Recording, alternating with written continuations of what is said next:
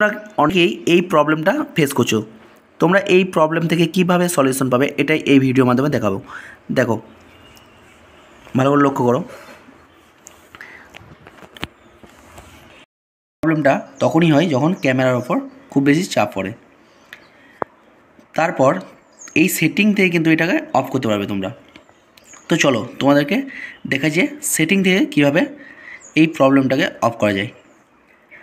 তো এই প্রবলেমটাকে অফ করতে গেলে তোমাদেরকে প্রথমেই চলে যেতে হবে সেটিংয়ে। চলো,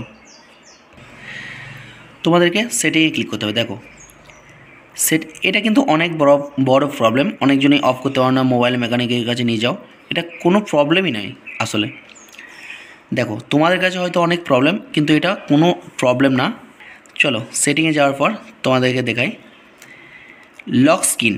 দেখো, লক স্ক্রিনে ক্লিক করলে, লক স্ক্রিনে ক্লিক করার পর দেখো পকেট মোড, এটাকে কিন্তু তোমাদের অফ করতে হবে। এটাই মেন কারণ, মেন প্রবলেম এটাই। এটাকে তোমরা অন করলে কিন্তু দেখো, অন করলেই তোমরা এই প্রবলেমটা দেখতে পাবে। দেখো, ক্যামেরার উপর খুব বেশি চাপ পড়লে এই প্রবলেমটাই হয়। দেখাচ্ছি, দেখো, কিন্তু লক খুলতে গেলেই সেম জিনিসটা আসবে। তোমরা লক খুলতে পারবে না। দেখো, এটাকে সব সময় তোমরা চেষ্টা করবে অফ করার। সেটিংয়ে যাওয়ার পর তোমরা লক স্ক্রিনের পর পকেট মোডটাকে অফ। এটা অফ করলে কিন্তু ওই প্রবলেমটা আর আসবে না। দেখো, দেখাচ্ছি, আর কোনো প্রবলেমই আসবে না,